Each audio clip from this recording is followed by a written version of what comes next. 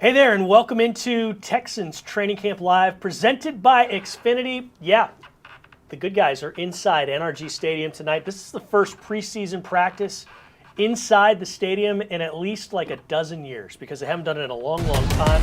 I'm Drew Doherty. I'm your host tonight, along with DP Sidhu. She's been doing this with me for the last, 2 weeks. We've been covering these Texans practices in the mornings predominantly, and it's been a lot of fun. We've taken your questions. We will do that tonight. Send them in wherever you're watching from, whether it's Twitter, Facebook, or something else, and we will answer your questions. We love to hear where you're calling in, or not calling in, but you're sending your questions in from. So everybody in the UK, Outer Mongolia, South Texas, West Texas, East Texas, Houston, Texas, we love to hear from you. But DP, it's fun to see the Texans get to work inside the stadium. They've got kind of game day jerseys on. The quarterback's, of course, going to be in battle red tops because they do not get touched. But otherwise, this is going to be a day where the Texans will learn quite a bit about themselves as far as communications, getting plays in correctly, getting players into the game in and out correctly, and they'll see a little bit of football. That's the closest approximation to what we're going to see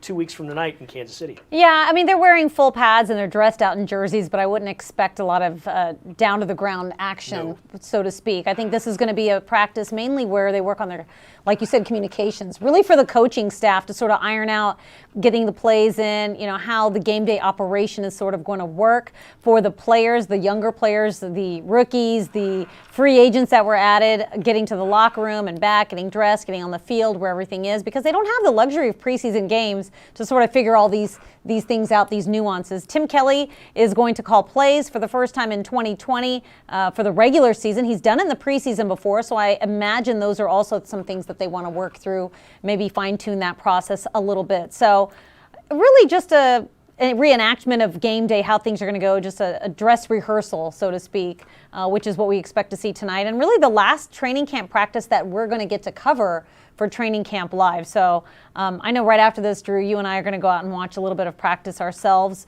in the stadium. You saw a glimpse of the AFC South banner from 2019. Fans aren't going to get to watch that because they won't be in the stadium in September. Hopefully that changes. That remains to be seen. But for now, this is really your closest look at the stadium until the season starts. And like you said, 2 weeks from tonight at 7:20, the Texans will kick off against the Kansas City Chiefs at Arrowhead Stadium. So maybe also nice to get a night practice in while you're at it. Yeah, this is basically when they'll be kicking off, well, maybe an hour later in 2 weeks. At 7:20, that's the kickoff for Thursday Night Football when the Texans get going. Like we said, send in your questions because this is the only place you're going to get to actually see this part of what the Texans are doing. We're not going to show the entire practice.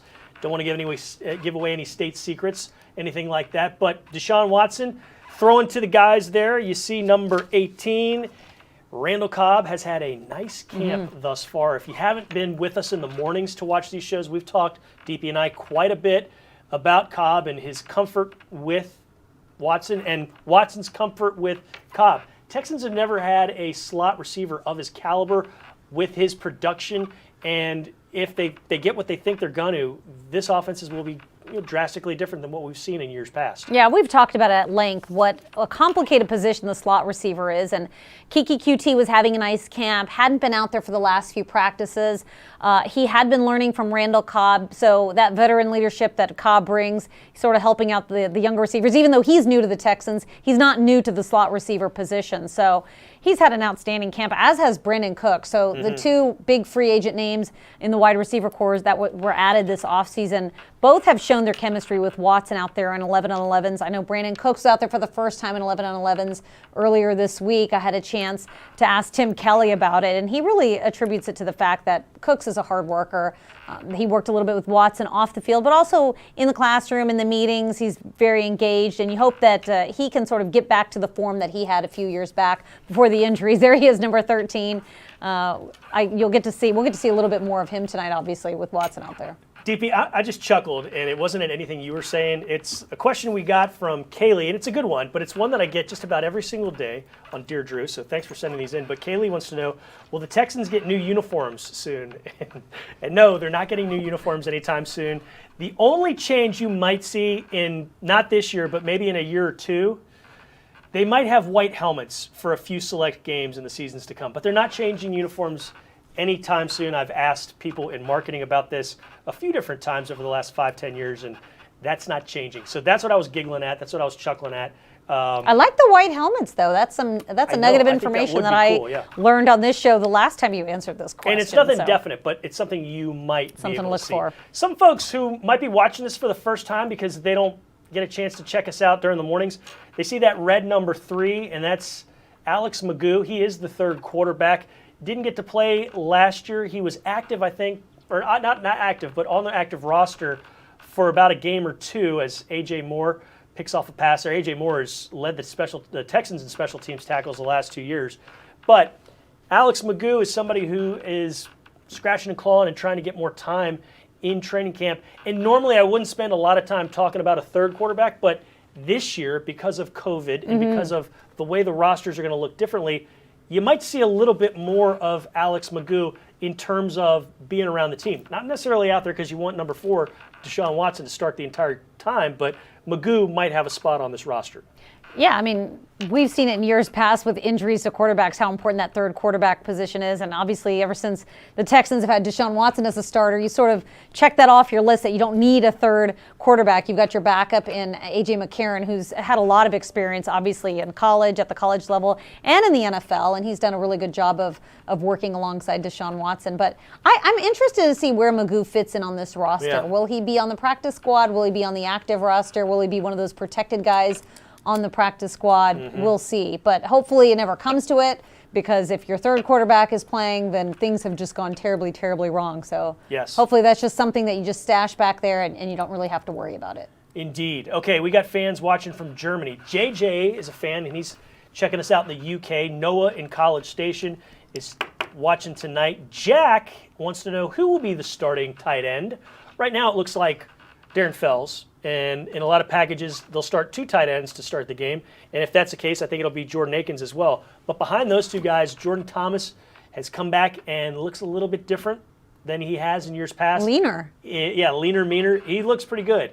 And then Kahale Waring, who did not play last year as a rookie, has had a good camp and has started to get better and improve over the last few weeks.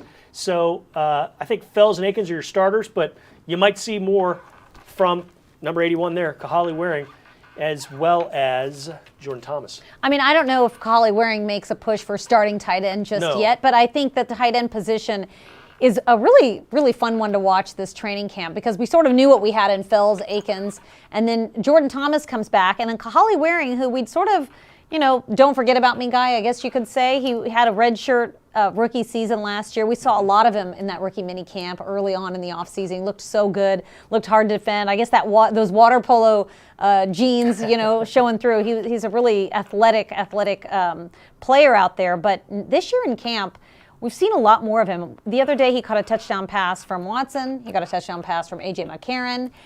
He's been doing things on special teams, which, that's the bread and butter for a lot of these players to make the rosters, what they can contribute on special teams. And that's really the first time we'd seen a lot of Waring on special teams. So I think the signs are pointing up for Kahale Waring. He's really making a push to be that third or maybe even that second tight end, depending on the trust that he can build with Watson and the chemistry, because that is the only thing that he really has to catch up in. But for all intents and purposes, when he's out there, he really does look like what the Texans wanted to see when they drafted him last year. Matthew in North Dakota is asking, will the scrimmage be televised? No, it will not. This is the only spot you're going to see the scrimmage. This is Texans Training Camp Live, presented by Xfinity. We're going to be with you for probably 20, 30 more minutes, so you're not going to see the entire scrimmage, but see the guys headed down towards the tunnel. They're going to take a break, it looks like. Javier from Austin has a good one, DP. And Javier wants to know, will the players wear clear masks on their helmets in 2020? Some will. Some might have, tinted visors. Some might not go. I think it's still up in the air as far as I know. Yeah, the only player that I know that's talked about it openly is J.J. Watt, and he's very adamantly said that he is not going to wear a visor on his face because, it is hard to breathe with all the extra gear on. And for a pass rusher, I don't know if it depends on the position, but I know all these guys are out there exerting themselves. How hard does it make them to actually play the game? I don't know. I think that's something that's been thrown around, but I really don't know the answer of how many players are going to wear the visor and how many are not. But we know J.J. Watt is not. He's been very vocal in saying that. Yes, he has. Okay, we also have Miguel wanting to know, what about red helmets? No, Miguel, no red helmets. Yeah, that's a great question. But it's a cool question. No red helmets. I was at an event a couple years ago, and they were having, like a silent auction going on. You could bid on a bunch of different stuff. They had the sports memorabilia section, and there was a matte red Texans helmet. I thought that was kind of cool looking, but I think that was just designed for sales and not for action. Alex wants to know, how's Karan Higdon looking?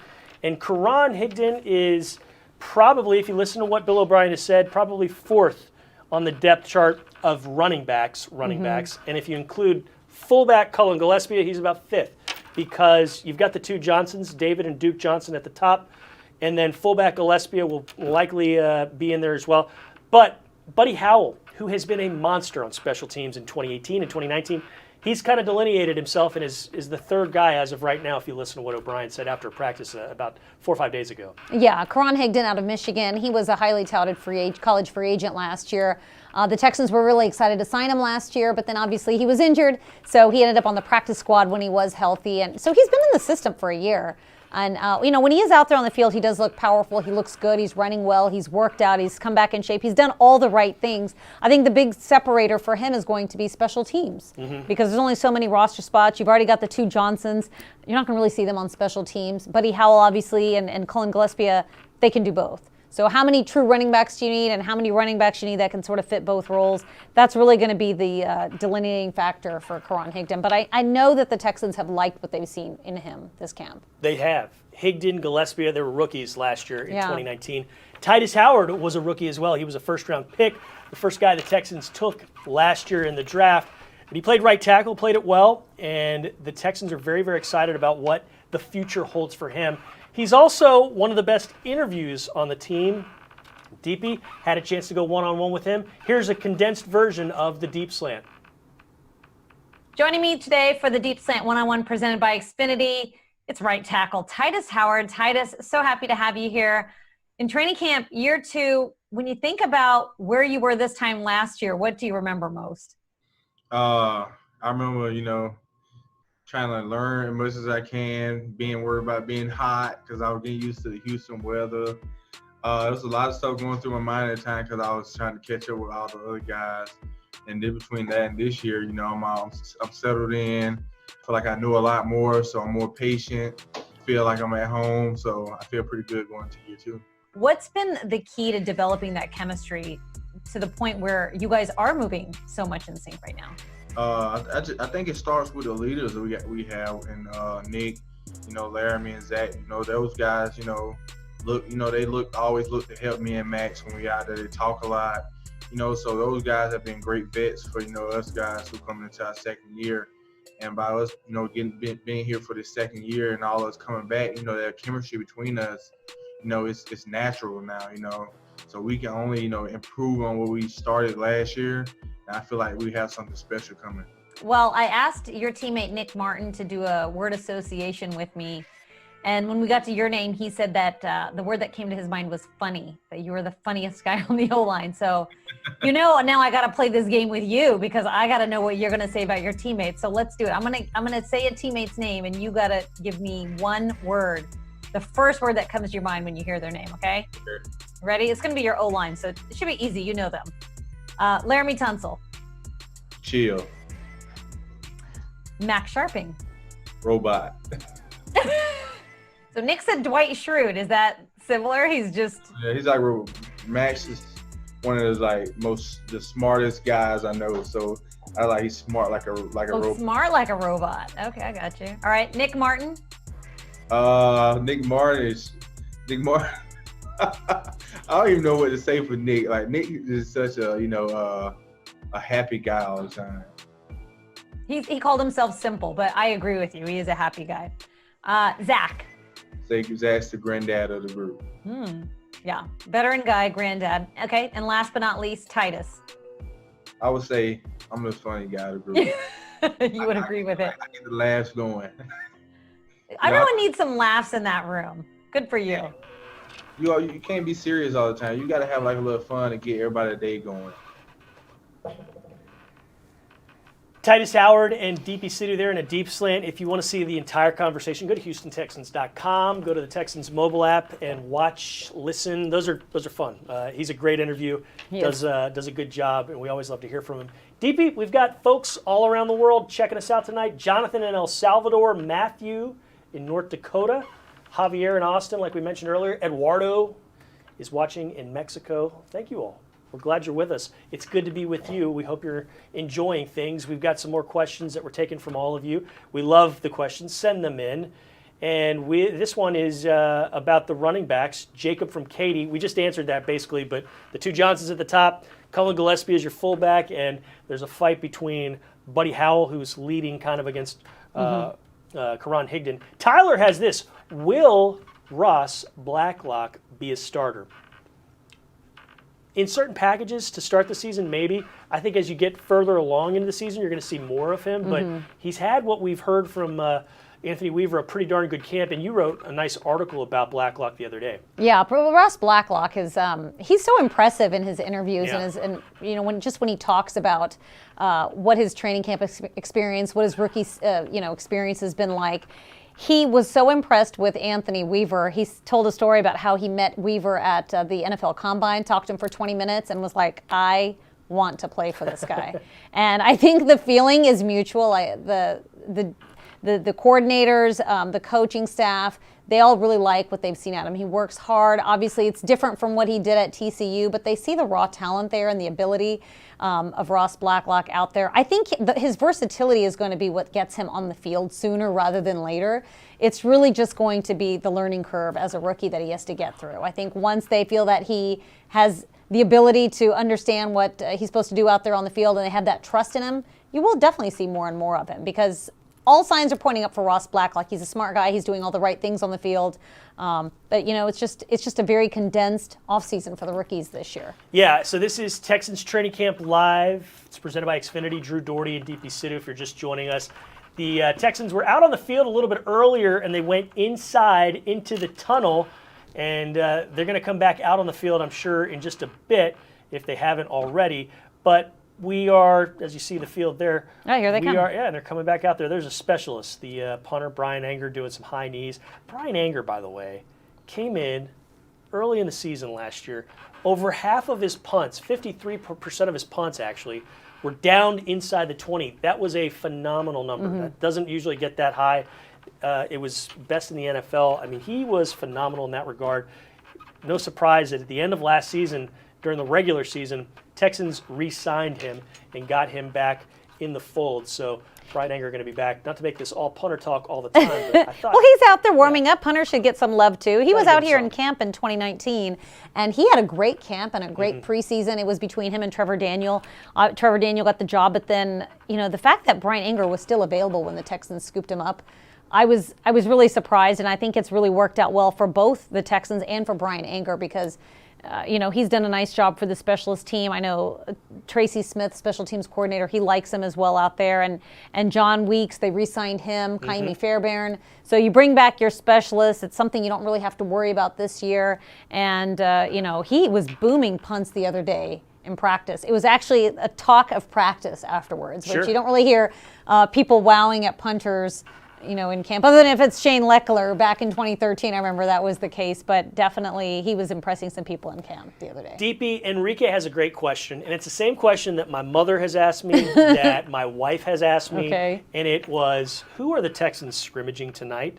They're scrimmaging themselves. It's an intra-squad scrimmage. You can't scrimmage anybody else because of COVID this year. There's no preseason games. NFL also said no joint practices with other teams. So the Texans are just scrimmaging themselves, offense versus defense, special teams, etc. But tonight is a night when they want to work out some kinks as far as communication from players to coaches, from coaches to coaches, up in the booth, down to the sidelines, sidelines to sidelines. So they want to kind of work out those kinks to get things ready. Because like we mentioned earlier, 2 nights from tonight, it all gets going for real in Kansas City on Thursday Night Football. Yeah, and we mentioned Tim Kelly being a first-time play caller for the regular season. I should also mention Anthony Weaver for the defense. And Tracy Smith on special teams. And special teams. You've got 3 coordinators that are going to be calling plays, and so you want to make sure that operation works well. obviously they've got faith in Anthony Weaver and Tracy Smith because they've been on the staff before. They understand the play calling and the system, but you just want to make sure that everything is working. And everyone, any kinks that they have now, they can iron them out. I kind of like the fact that they're doing the scrimmage in the stadium. They can sort of check everything out. The players can sort of see what their routine's going to look like, what they want to work on for the games. Maybe this is something we do in the future once COVID passes and is in the rearview mirror.